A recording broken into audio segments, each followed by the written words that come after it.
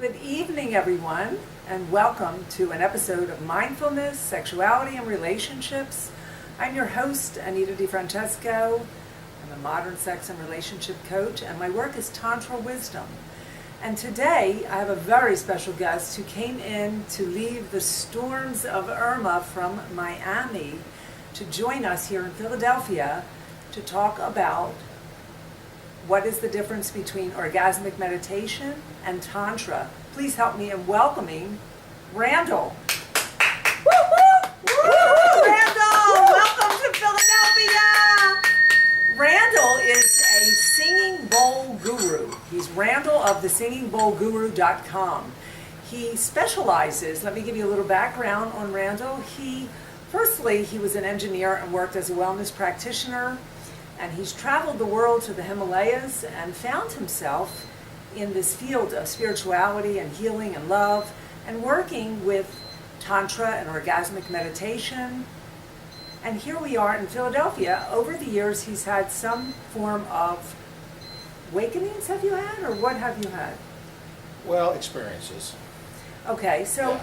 Tell me a little bit about yourself. I'm so glad you're here in Philadelphia with us. Gosh, I can touch him. I'm wearing my sunglasses because his light is so bright that it's difficult for me to see the white light. Wouldn't you like to attain the white light? Well, learn about Tantra and orgasmic meditation. Even though they're very different, we can help you to get on the path, on the journey of obtaining that higher power. So tell me about yourself. Let's start here. Well, as you said, the early part of the journey was very much not in the metaphysic area. It was very technically oriented. But events happened in my life, and my wife of 20 years had a battle with breast cancer, and it ended up creating a path that I never even foresaw. And it started off with some experiences with the singing bowls, which took me to India and Nepal, and the formation of a movie where I participated in called the Tantric Tourist. Right, with Laurie Hambers. Right. You were in that. There was a dozen of us that were on that trip, and it was quite an experience. Even my son at the time was on the trip with me. Interesting. Yeah. So now, did you produce that film, or what did you actually do with that film? No, it was produced by a freelance crew that worked somehow in conjunction with the BBC, and they put it together, put it through several different, what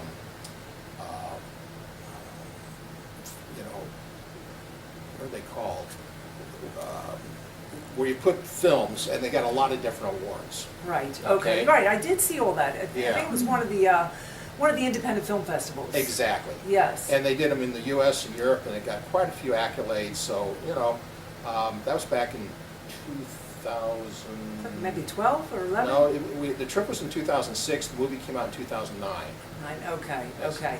So what are you doing? You're here in Philadelphia. You're traveling around. You left Florida. There's a lot going on there right now. And you're the Singing Bowl Guru. And we don't have the bowls here right at the moment, but tell us a little bit about that first. I know that's your real profession, the singing bowl. Well, I've kind of moved into semi-retirement, but the singing bowls bring a lot of enjoyment to my life. And I work with some rehab centers. I've been on the volunteer staff at hospice with Palm Beaches. And it's just, the bowls are cool in the fact that you don't have to believe in them. If you just put yourself in the proximity of them, the bowls do what the bowls do, which is create a profound relaxation. And it's not where you have to go and, oh, well, I believe it. No, it's like gravity or electricity. You don't have to believe in gravity, it works. Electricity doesn't care if you don't believe in it, it still does its thing. Right. So how do you, what is the purpose of the singing bowls? To center people, to get them out of their head, to dissolve the ego? I only promote it as relaxation. And when you really truly go into deep relaxation, your body takes over, it does what it does best, and it starts healing itself. I don't look at myself as a practitioner of healing. I look at myself as a facilitator of a safe space. Okay. And once you facilitate that safe space, allow someone to really go into deep relaxation, their body takes over. And in an hour session, you can feel like you slept the entire weekend. So it's a form of meditation where you're lying down during the singing bowl You're class. on How is it actually done? You're on a massage table. There's bowls in kind of a crescent circle around you with gongs on each end. There's bowls underneath the table, and with your permission, I'll set bowls on top of you. You're laying on a bed of 500 infrared and ultraviolet cold lasers. And I have different instruments that I use in the practice that I basically wrap you in a cocoon of sound for an hour. So, okay, and they're completely out the whole time? No. That's what people go, oh, I'm so tired, I'm going to fall asleep. You don't. You move into a different REM area, okay? There's the alpha, delta states, and you move in these deeper and deeper states. You're fully cognitively aware. Okay, so you're going through layers. Right. And you're dissolving, you're letting go. So is this help with, can someone benefit from traumatic experiences in their life with singing bowl practice? Can they, what is it, what would you say Well, the benefits of it are? The benefits almost read like a bottle of snake oil, in the fact that it has a lot of things. I only promote it as relaxation, okay? But I have testimonies that people have on all kinds of things, as well as 3 women that have gotten married after sessions. Right, Okay? interesting. Yeah, so wow. but I'm not promoting it for that. Right, so this really has some magic to it. It does. It does. It's just, sacred magic? Yeah, I'd have to say it's a sacred magic because the bowls are a sacred sound. Very much so. Okay. I did go to a bowl class recently in Philadelphia here. It's always sunny in Philly. That's why we wear sunglasses here. That show, that Yeah. Always Sunny in Philadelphia show. Anyhow, I did go to one, and we were all, of course, spread out on the floors. Living in LA for 20 years, I didn't really take that many singing bowl classes, and they're all over the place. Yep. But I focused more on Tantra and things of that sort, and yoga. But I did attend one here in Philly, and again, is the environment and the atmosphere important as to where this is done, like in the mountains or in a retreat center? Or... When I first started my journey, I thought it was. I had to be in a quiet Zen place, but then I kept getting invited to different venues. And I've been at the Del Rey Affair, which is in August, on black asphalt in the middle of the city with a Jewish lady on this side selling jewelry and an Italian guy over here selling food vendor. And they're yelling and screaming, and people are getting on my table and dropping off in a couple minutes. Wow. So I've concluded that no, if you just put yourself in the space and just allow, it works. So allowing, Now, surrendering is to this. a nice Zen spot better? Absolutely. But does it have to be that? No. Right, You it doesn't just- have to be. You just need it. This can be done at someone's office. The toughest surrender I ever had was a guy, he had just been discharged from the military. His girlfriend had a couple sessions with me. She goes, he has to have this. So he did it. It was half hour, and this kid was like there. And then all of a sudden, about the half hour, 40-minute mark, all of a sudden he dropped off. And when we got done, I said, I could what feel was that. What was your job? He goes, oh, I was a radar operator. So his job was watching a green beep for hours on end. So of course he wouldn't drop off. Yes, that's very distracting to the Zen body, to the That's spirit right, body. because his job was not to fall asleep with this mundane beep, beep, beep. Oh beep. goodness! So he really could use that to kind of Yeah. get out of his head a little bit and come more into the body. So the singing bowl guru, and how did you get the name guru?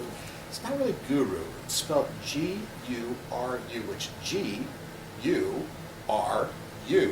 So after a session, you okay. feel more like yourself. Okay. Yeah. So we'll have to do another interview with you at some point where you can demonstrate the bowls Okay. and show us a little bit. We're speaking with Randall. He's from Miami, Florida. He's visiting us here in Philadelphia. You're listening to an episode of Mindfulness, Sexuality, and Relationships. And I'm Anita DeFrancesco, your host. And we are going to move this conversation into comparing what orgasmic meditation is and Tantra. Now, I founded Tantra Wisdom. Randall here, my guest, is a Tantra teacher and an orgasmic meditation facilitator. So he's going to be working with a group of women here tonight in Philadelphia. We have a really good crowd coming. And let's start out. Just tell me how you got into, let's start with orgasmic meditation. Okay. Now, orgasmic meditation is been out there. It's all over the planet. It's very popular. I don't know if a lot of people on my in my social networks know about it because we promote more Tantra, but it has to do with the female genitalia. It is quite different than a yoni massage. A yoni is a Sanskrit word for the female genitalia, and this is quite different than that. But it is done for the female, correct? It's not for the male. No, it's strictly honoring the goddess. Tell me all about orgasmic meditation. What is it, and how did it come about, and wherever you want to go with it. Really, it's been around for a long time. It was a Buddhist practice, but it was really Nicole Dome back in 2004 that took this practice, which was also done by Lafayette Moorhead, and their deliberate orgasm. They refer to it as do, and she kind of retailored it. Like due date? Like is that the due D-O, date? Right, do. but it's something to do with the due date stuff back Yes. then, right? Yeah. Right. And she kind of streamlined it, tweaked it, modified it, repackaged it, and put it out as OM, which is orgasmic meditation, which most people go, oh, OM, it's like OM. It's like, no, it's not like OM. So, so it's been around for over 10 years now, okay? And she has it's called One Taste. The company is One Taste. It's gone through a lot of morphine and Changes transformations and stuff, and you can research that. But the organization still is moving around and staying alive. Okay. Even with all the things and changes that have taken place. There's a lot of pros the actual, and cons The actual about it. training is a very extensive 8 to 10 months, depending on when you took the training, and with trips out to New York or to California every month. Very expensive, okay. I have hosted several of the introduction trainings at my home in Florida, and I've not been through the actual training, but I consider myself a facilitator in the fact that I work with it. I work with a group called Turn On South Florida, which is kind of an introduction to the group. And so we have a Turn On Philadelphia, and right. So this whole orgasmic meditation, it's I mean, is it removing trauma? Is it safe? There's some pros and cons about this that I've heard. You know, it's like a 15-minute thing for the Yep. woman, and the man stays clothed. Yep. So, I mean, wow. I don't know, do men run out to try this? I know men want to be naked, don't they? Well, it really, you have to be in a space where you're willing to just give, okay? And what's amazing is a lot of women are not used to receiving. Just receiving. Interesting. No reciprocity, no money, no I'll make you cookies afterwards, nothing, okay? Right. It's just receiving for 15 minutes and a thank you and that's it. So women, coming back to working in Tantra and being a woman, it is challenging for a woman to receive because we're such givers. Right. We're more open in the heart, the heart chakra, and it is something that in Tantra, where we talk about balancing out giving and receiving, that the man and the woman should find a balance between that, and that's part of the Tantric journey.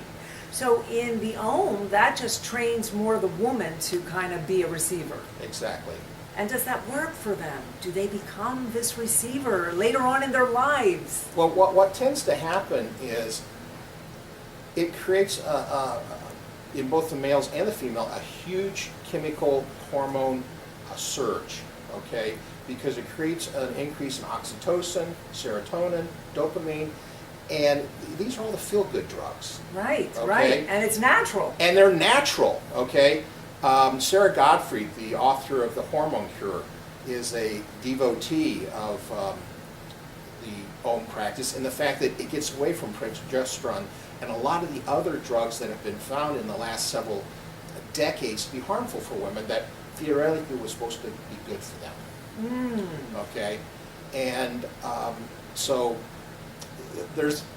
right now they're doing a scientific research, one of the largest scientific research done since Masters and Johnson's, on actually hooking probes up to people that are oming and checking the body responses and seeing what's I did happening. hear about that. So they're taking it from the just Making it more scientific. Exactly. Science wants a piece of it all. They want a piece of sex, Yep, right? yep. They want marijuana control and everything. Sometimes I'm against it because all of us spiritual healers that have trained and practiced in the works that we do, putting ourselves in there improvisationally over the years, and then science wants to take hold of it, you know. Well, and you know, there's a side of me that's really happy about that because it creates some validity to what's going on. Yes, that's right. As compared to, you know? Yes, right, that is true. So it really is a good thing. It's a good thing, it is, because... So, but let's back up. You know, what is the actual practice? Okay? Yeah, what is it? And is it harmful to a woman that has had, say, a history of trauma? It can be. It Okay. absolutely can be.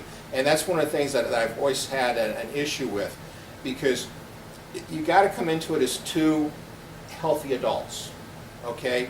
If you come into it with a lot of baggage and a lot of things, this can trigger all kinds of deep stuff that you didn't even know was there, okay?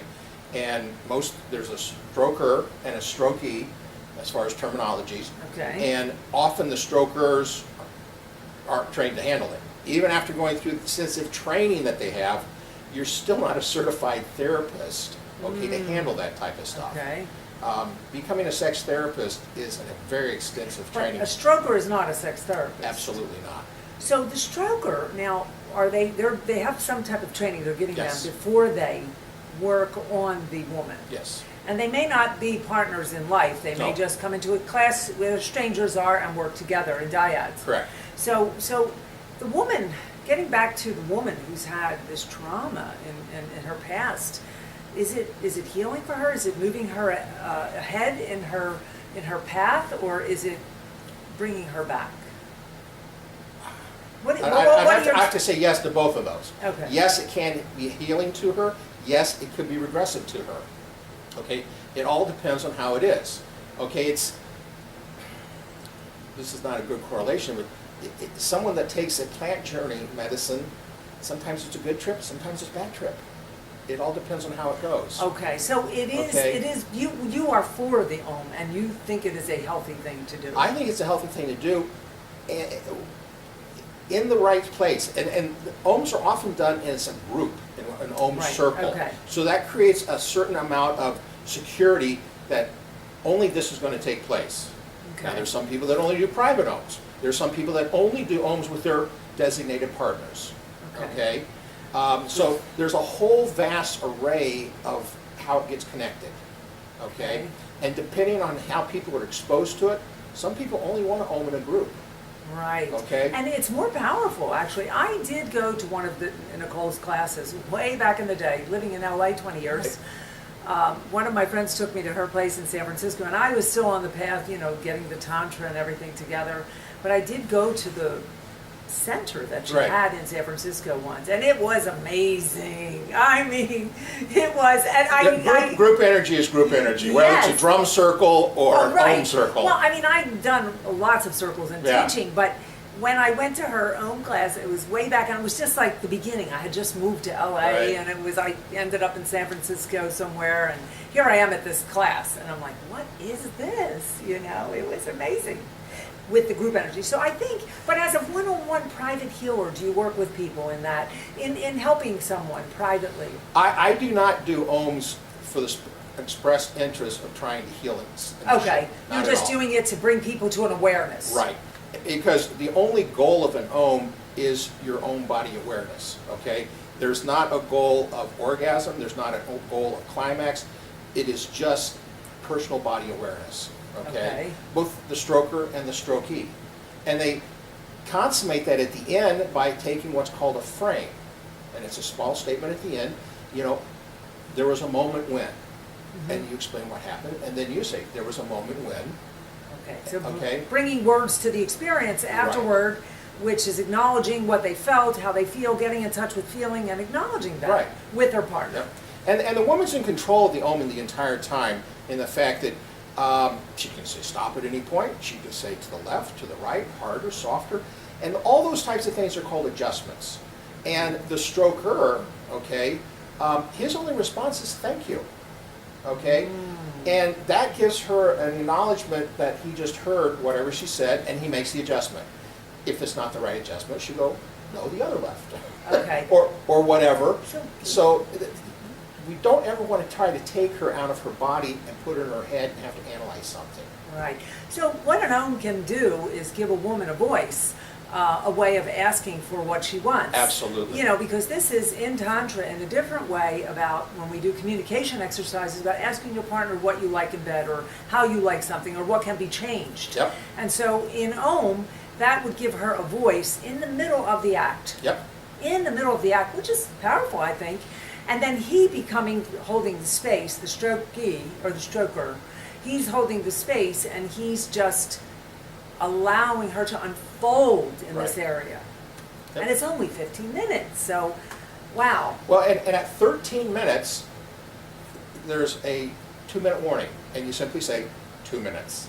Oh. That way she has, oh my God, that's been 13 minutes already. So she kind of has an idea as to where she's at.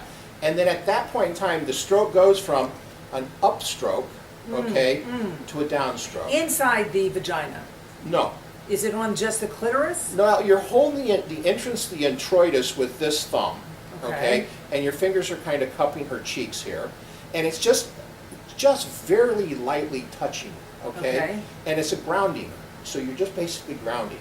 And then these fingers are spreading the labia major, okay? And this finger is touching the upper left-hand quadrant ever so lightly, okay, and very gently. I'm going to experience his touch tonight. Oh. Well, one last question on this before we move into Tantra. Does she have the big O? It's not the goal. Okay. Okay. Does it happen? Absolutely. Okay. But it's not the goal. You know, it's not where you're there trying to make anything happen. Okay. And often it happens in the second Om.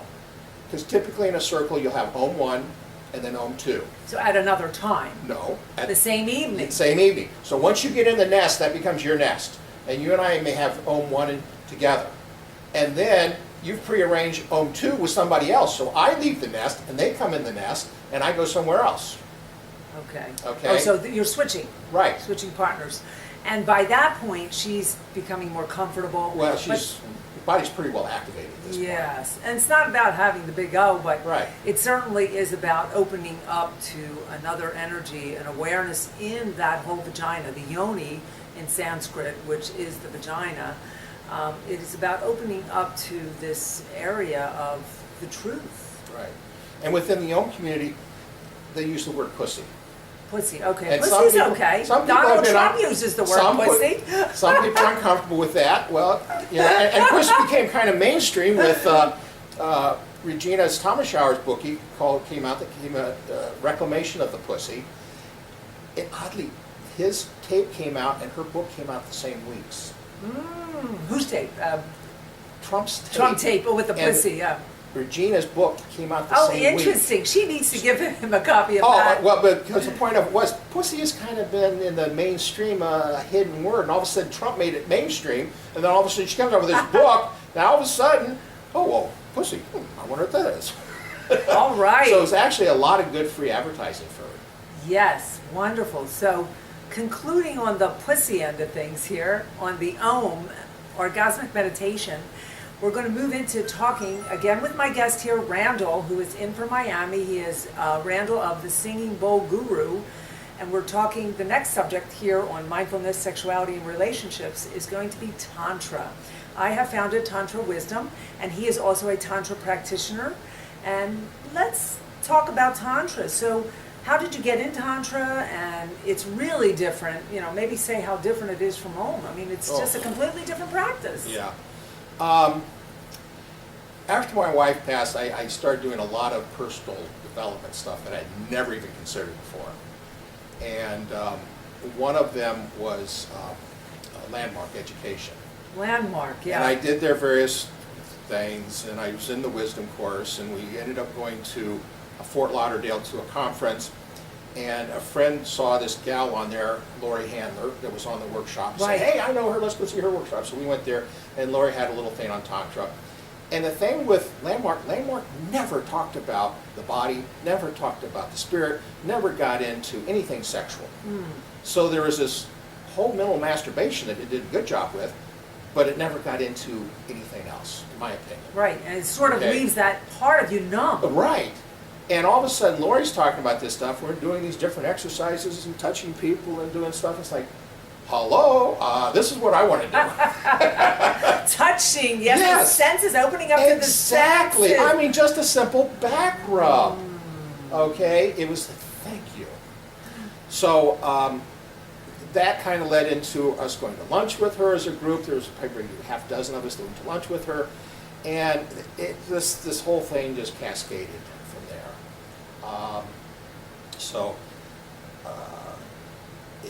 It like I said, it became that journey that created. So you've attended a lot of workshops over the years, and then you started to teach Tantra. With different practitioners. I went out to Sedona when it was the Sedona Temple, Yes, right, which with is now Baba which is now the International Temple for the Tantric Art, or the Temple Arts.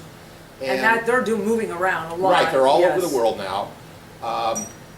So a lot of practitioners from there, and it became a journey. Yeah, so Tantra, in my experience, living in LA 20 years, I just kind of was born into Tantra. Someone gave me, well, I don't know if you remember in Philadelphia, he ended up in Asheville. What was his name? Oh, his name is right on the tip of my tongue. He invented the New Frontier magazine in Philadelphia, and he was a Tantra teacher, and I was only in my 20s, and I asked him to teach me Tantra. I said, I heard that word, I want to learn what it is. Mm-hmm. And of course, it wasn't the exact Tantra the way I knew it to be. It was quite more involved, and I thought, now my wisdom told me, that's where I came up with the Tantra wisdom word, that this isn't Tantra going up my dress. It sounded, well, I thought maybe it was orgasmic meditation. Yeah. I don't know. But anyway, from there I proceeded to go into my journey. And then Tantra, what I find to be one of the most wonderful things in being a Tantra teacher and over the years taking courses and teaching people is communication. Yes. Talk about that. Well, it's communications, and it's body awareness, and it's breathing. Breathing Okay. is the most powerful Right. of all. Well, let's talk about the breathing. How can breathing help someone to have a better sex life, or go further, or longer lasting love? Well, most of us, when we start reaching a point of excitement, we start holding our breaths. Okay. And Yes, in Tantra, right. we actually, it's like, keep breathing, okay? And there's dozens of different types of breath. There's cobra breath, there's dragon breath. Ocean breath. Right, there's all these different breaths. Some of them you have to be initiated into for fear of loss of life. And it's just an amazing practice of just breath. And people, well, breath's not very important. It's like, hang on a second. Hold on, pinch off your nose, hold your mouth. You tell me when breath becomes important to you. Yes, Okay. yes. And within 30 seconds, breath becomes real important. Okay. So Yeah. breathing is the fire orgasm breath to help, and the contractions to help someone, men that want to last longer or cultivate Right. sexual energy. Having that sexual energy. Once you cultivate sexual energy, you're actually becoming much more of a depthful person. That's the riches of your body. Yeah. And this power is worth more than money. You gonna take my glasses off now? Give me one. I'll have to put them on at the end. Okay, so Tantra, yes, and another thing I like about Tantra is that it opens the senses, and we Yes. are so numb in our touch. I mean, as a child, a lot of people don't receive touch. Well, society has made us that way because anything that goes on that's inappropriate, or it's human resources, or you get written up, or, just a glance or a comment, so many things can create disruptions to the office place or your private life. Right, Okay. right. So to move into something where there's permission, one of the biggest things personally for me was, in the Tantra world, was learning the concept of borders and boundaries and honoring them. Oh, yes, the boundaries. Okay? Because part of that is like, borders, boundaries, what are those? Right. Talk about the boundaries, how boundaries are important, healthy boundaries. Having healthy boundaries, it gives you that coming back to the feeling, your own feelings, your own Right. self-feelings. And it creates a place of safety, okay? Because someone's got boundaries and you express them and someone honors them, it creates a safe space. Not at any point in time they can be renegotiated, they can be changed, they can be modified. Right. So it's just like borders and boundaries, you know, okay, here's the line for Mexico. Well, after the river flooded, well, now the line's over here. We're going to have walls Okay, soon. yeah. So that's what I'm saying, they're constantly renegotiated. And so you just have to be respectful of them, and there's nothing wrong, in my opinion, kind of pushing the boundaries occasionally. Yes, right. And sexually pushing the boundaries. So, say a friends for benefits or just a casual sexual relationship, you want to have some boundaries. Right. You don't want to fall in love if you know it's just a friendship sex. And that's very healthy to have that. And you set that out in the beginning. And if it changes, then you have to express those changes. And the other partner say, that doesn't work for me. So this is where Tantra teaches us how to have that communication Right.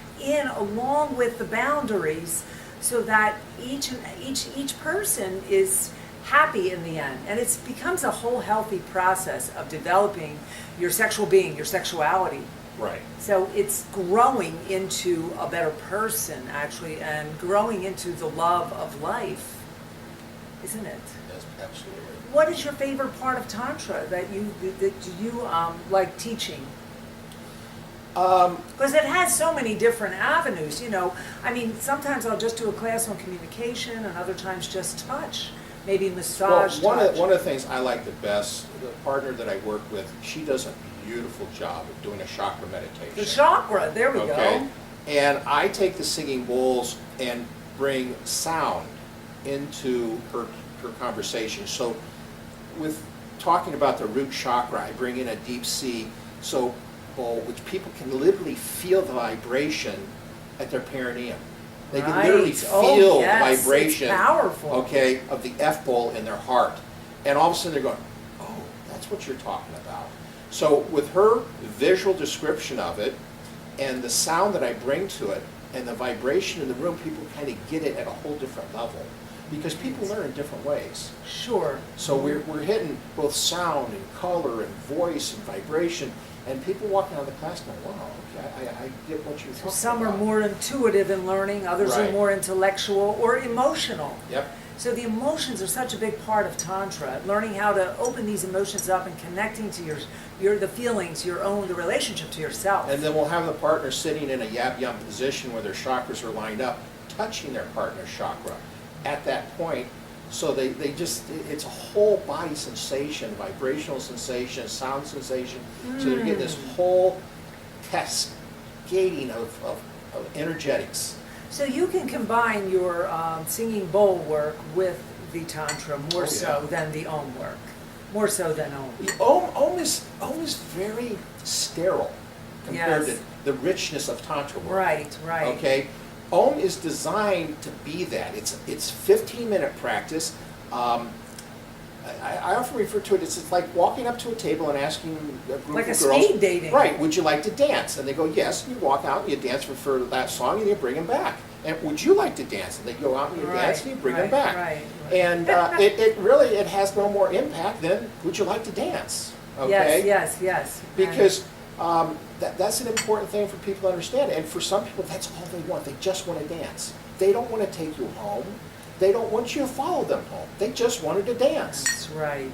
So, and that's a boundary. Right. And in Tantra, you can learn boundaries of when to push and pull, because every relationship has a push and pull, when to say no, when to say yes. To have that voice alive, which we teach you how to do that. So tonight, we're going to be doing some Om work here and some Tantra work.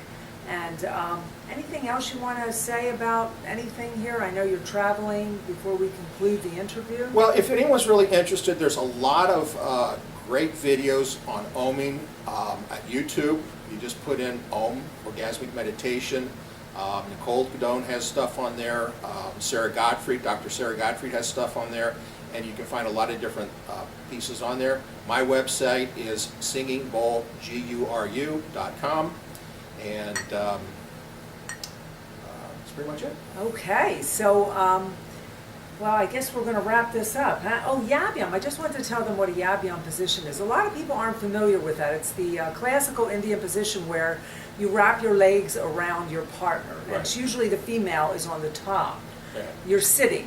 So we We should demonstrate that. Well, the female partner usually has a couple pillars underneath her tush to get her She's raised up a lifted little up, bit. and then you're facing your partner, Right. foreheads touching. So that's the classical, Yeah, when our foreheads touch, that's referred to as a tantric kiss.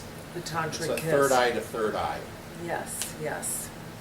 Well, okay, so I want to thank my guest, Randall of SingingBowlGuru. He's come to Philadelphia from Miami to get out of the storms and to give us this wonderful interview tonight. I'm so delighted to Thank meet you you. and have Thank you you. here. And it's finally that we got to meet because we've been communicating on email over the years to do a Yeah. workshop together. So finally that has manifested here tonight in Philadelphia because of Irma.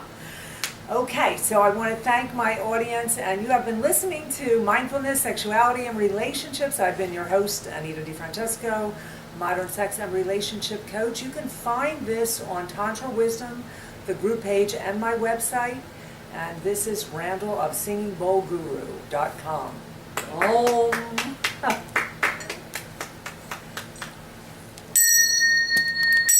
Oh yes, oh yes.